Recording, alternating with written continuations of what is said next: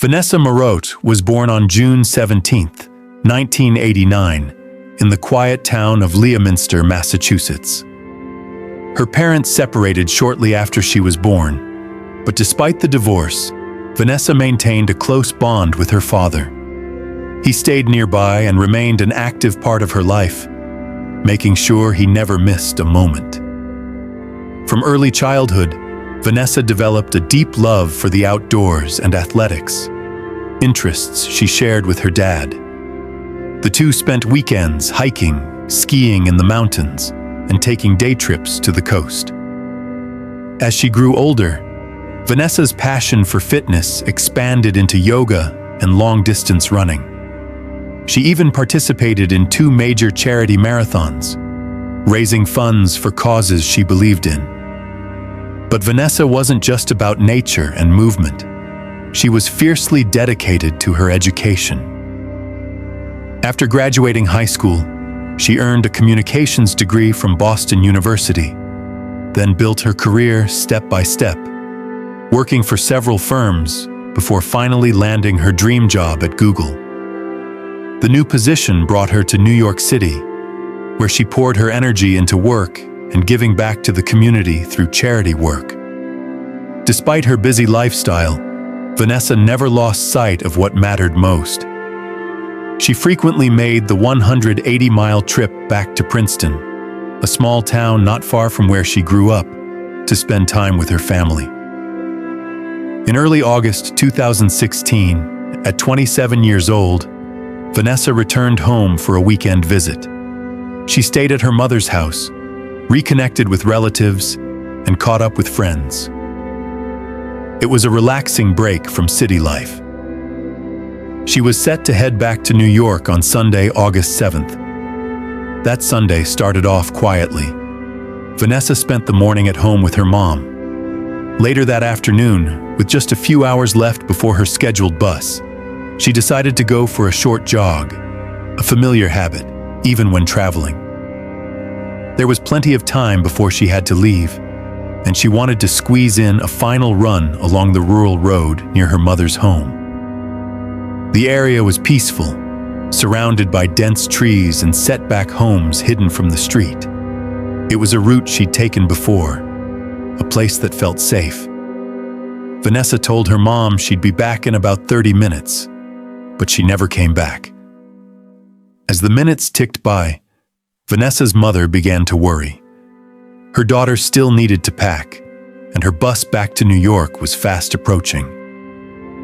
She tried calling Vanessa's phone. No answer. At first, she thought maybe Vanessa had lost track of time or stopped to chat with someone along her jogging route. But an hour passed, and her phone suddenly started going straight to voicemail.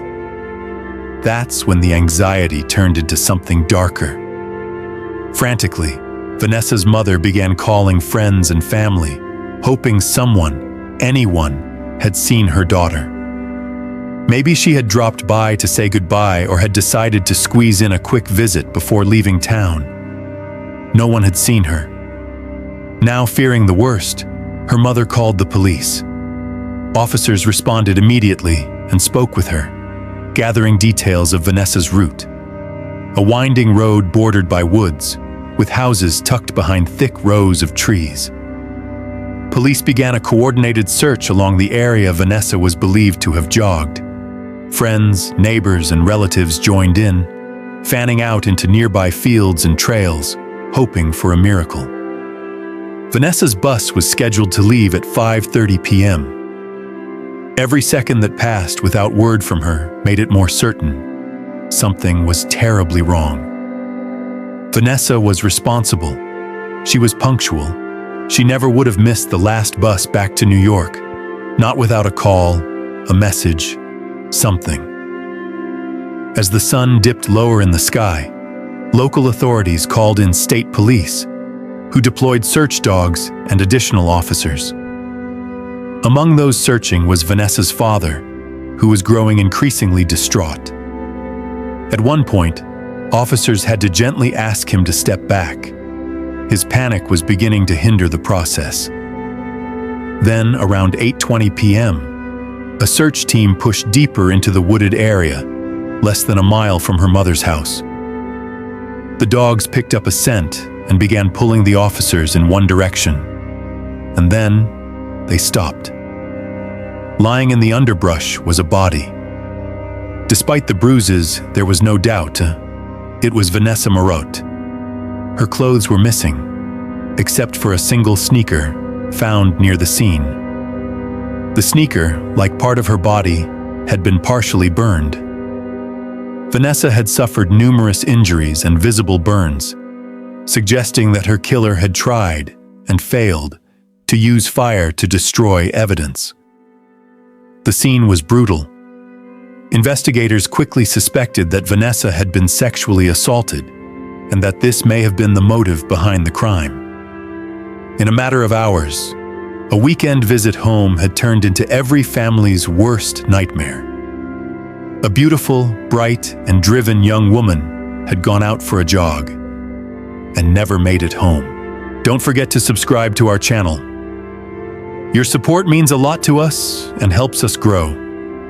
A huge thank you to everyone who's been watching. As investigators examined the scene, they noted that Vanessa's clothing, along with her headphones and smartphone, were missing. None of these items were found near the body. It quickly became clear that the killer had likely taken them, perhaps to conceal evidence or as a twisted trophy. Vanessa's body was turned over to the medical examiner, while detectives launched a full-scale search for her killer.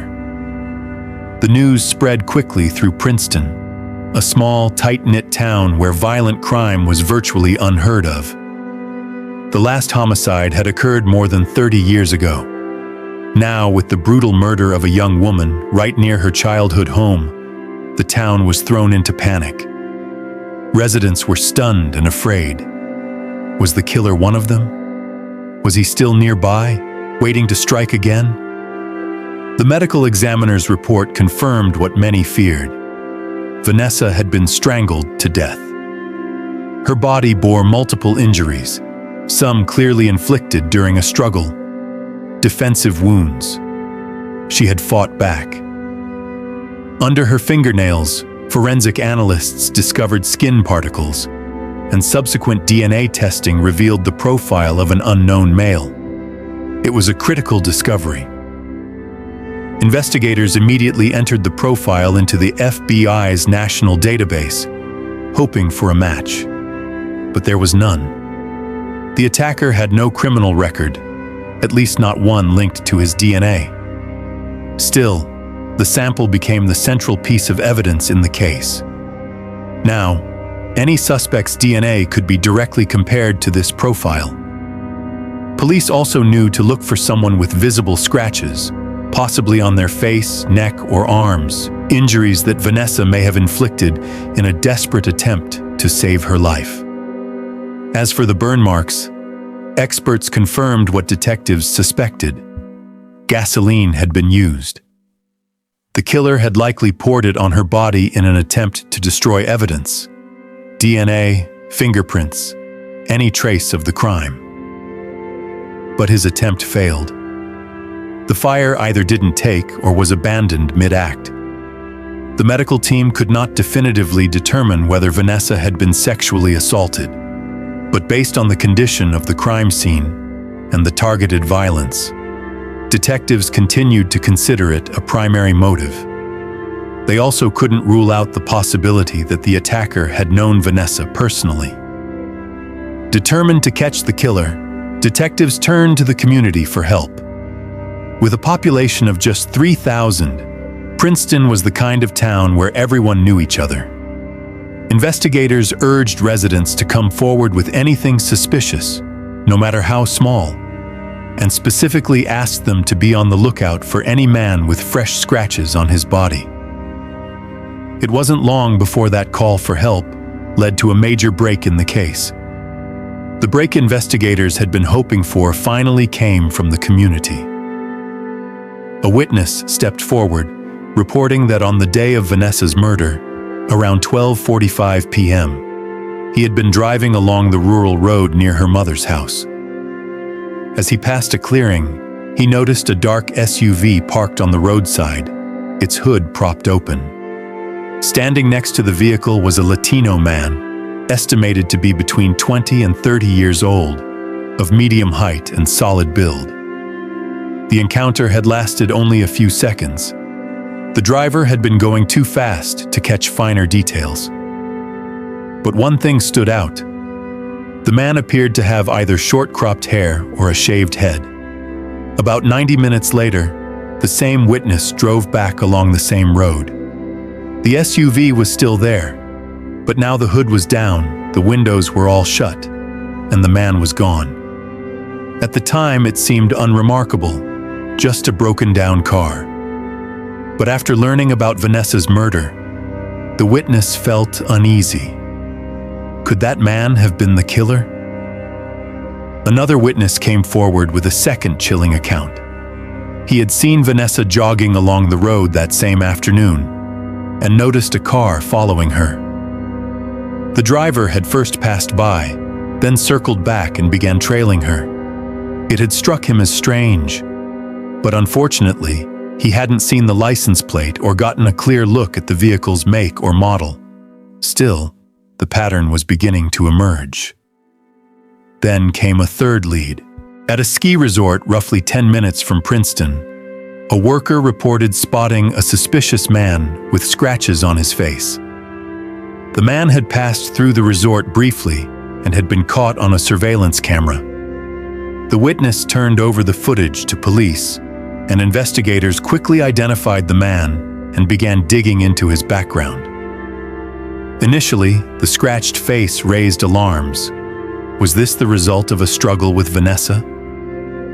But after careful review, detectives ruled him out. A DNA test confirmed he was not the source of the genetic material found on Vanessa. Another promising lead had turned cold. Over the next few weeks, the case exploded in visibility. Police received more than 1,000 tips, many of which seemed promising at first glance. Each one was investigated, each one meticulously vetted. But time and again, investigators hit the same wall, dead ends. The killer remained out there, anonymous, unseen, and still free. As the weeks turned into months, detectives expanded their investigation, not just within Princeton, but across neighboring towns as well. They combed through registries of dark SUV owners, followed up on witness reports, and re-examined known offenders in the area. None of it led anywhere. Vanessa's family couldn't bear to wait in silence. Determined to help, they took matters into their own hands. They printed and distributed flyers in surrounding towns, hoping someone had seen something.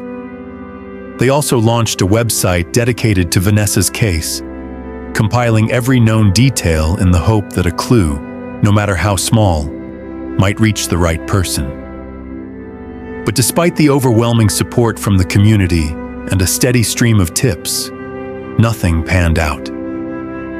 Detectives had interviewed and cleared hundreds of men, scoured Vanessa's personal and professional life, and exhausted nearly every local lead. With each dead end, hope faded. At that point, the FBI stepped in. Several of their criminal profilers reviewed the case. Their findings painted a chilling profile of the man behind the murder. They concluded that Vanessa had likely been the victim of a spontaneous attack, not by someone she knew, but by a stranger. According to their analysis, the killer may have driven past her, seen her jogging alone, and made the split-second decision to strike. They also believed the man either lived in Princeton or visited the town regularly, perhaps for work or to see relatives.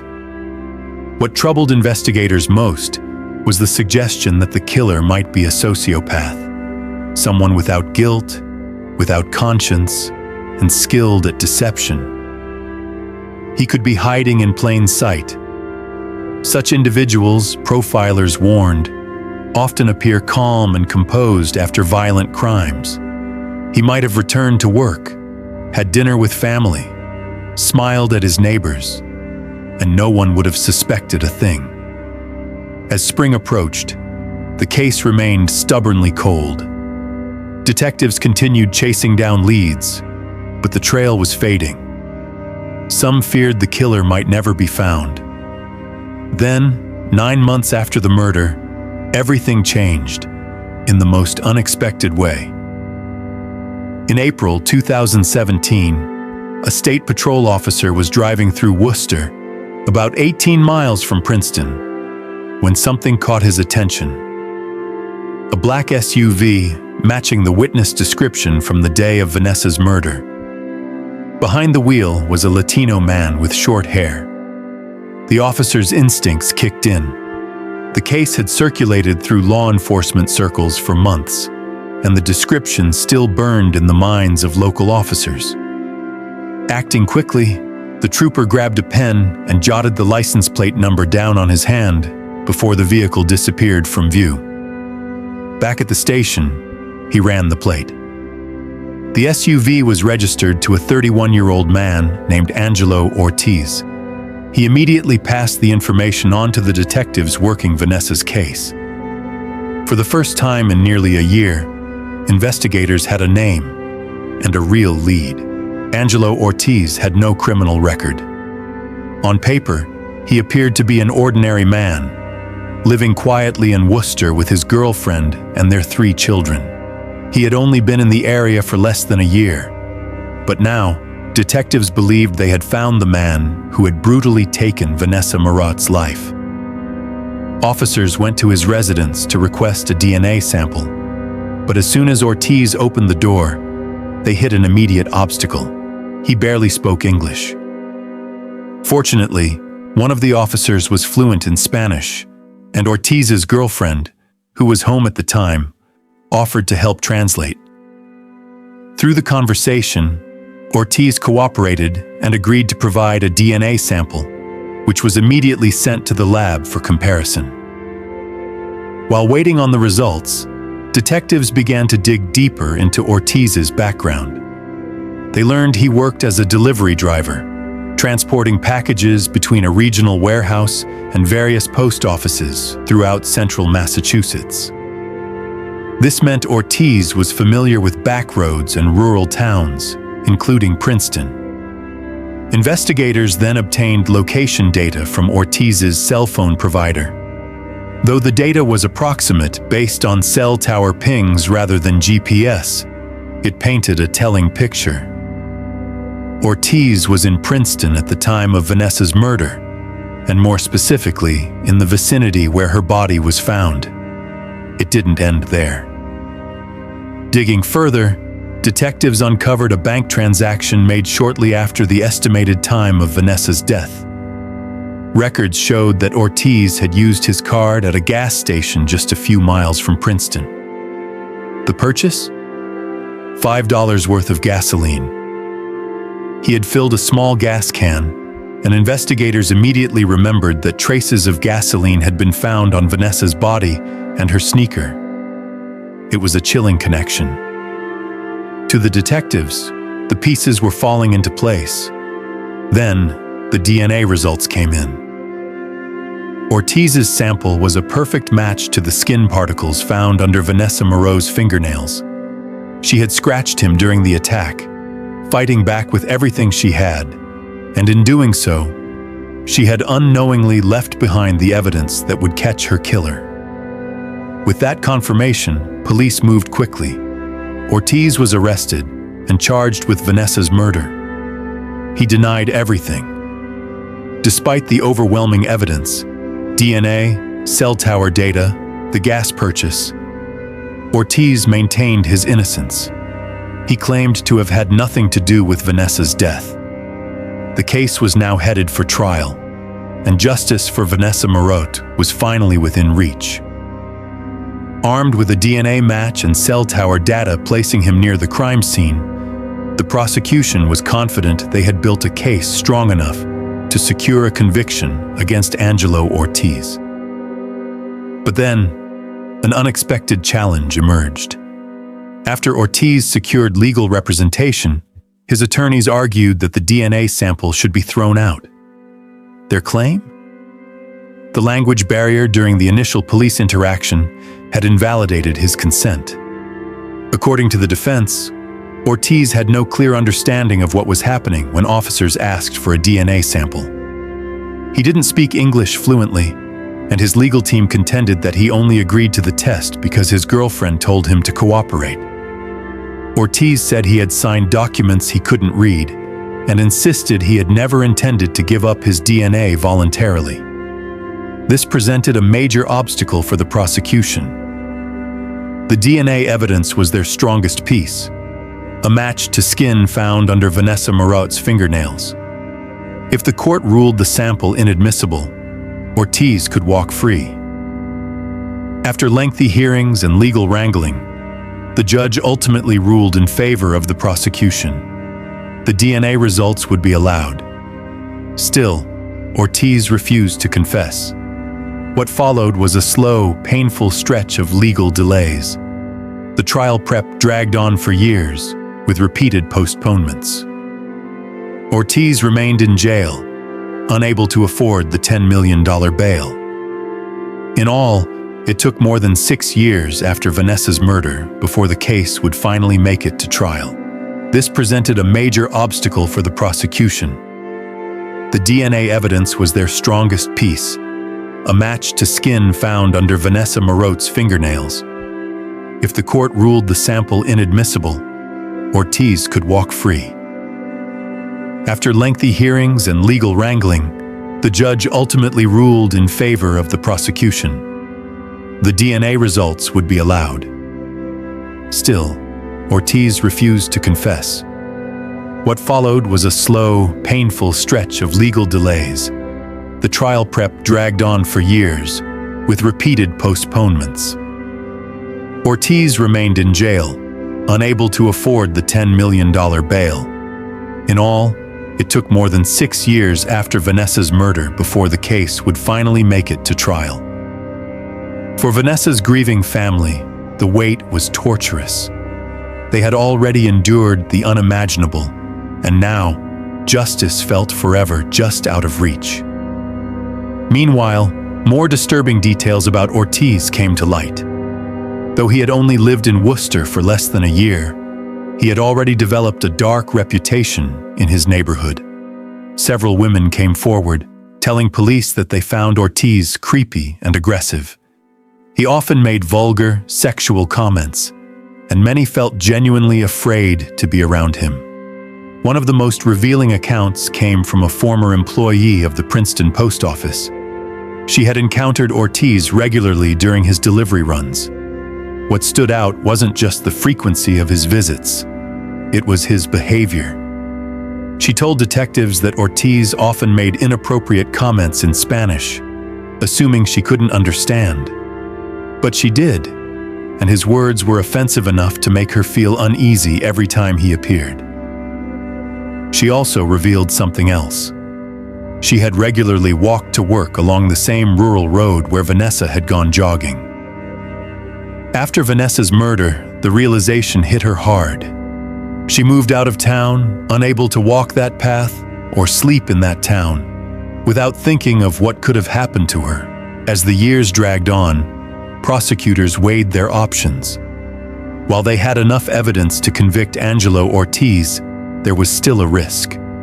A trial meant more delays, more trauma for Vanessa's family, and the looming possibility of appeals that could stretch on for decades. Eventually, the prosecution made a calculated decision. They would offer Ortiz a plea deal, one that would guarantee a conviction and keep him behind bars for the rest of his life, or close to it.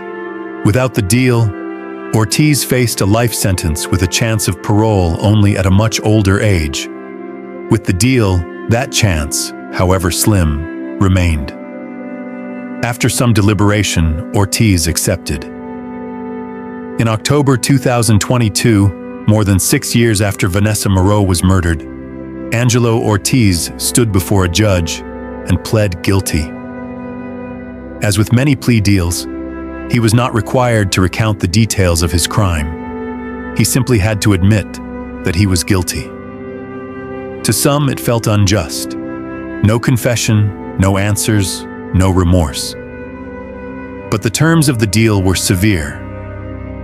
Ortiz received 20 years for robbery, acknowledging that he had stolen Vanessa's phone and headphones. For the murder, he was sentenced to 25 years to life, with no possibility of parole for 45 years.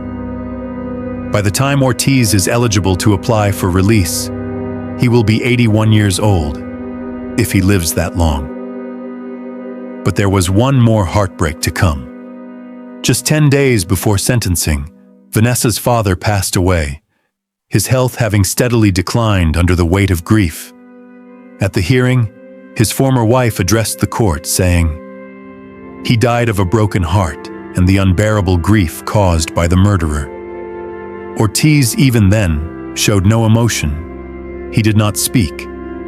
Instead, he had his attorney read a short statement on his behalf. In it, Ortiz acknowledged that Vanessa's family likely saw him as a monster.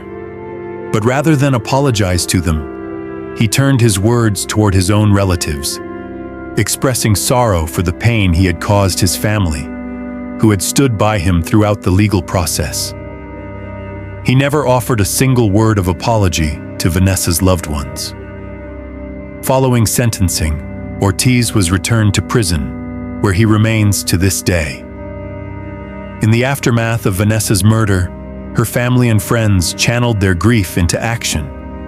They founded a nonprofit in her name, originally focused on women's self-defense training. But over time, their mission expanded. Today, the organization addresses a wide range of issues related to women's safety, advocacy, and the prevention of gender-based violence. Vanessa's life was taken too soon, but her name now stands for something powerful: hope, safety, and the fight to protect others from harm. Be sure to let us know what you think of the story in the comments below. And if you like this video, smash the like button and don't forget to subscribe. A playlist is going to pop up right now with more videos you'll love. See you guys next time.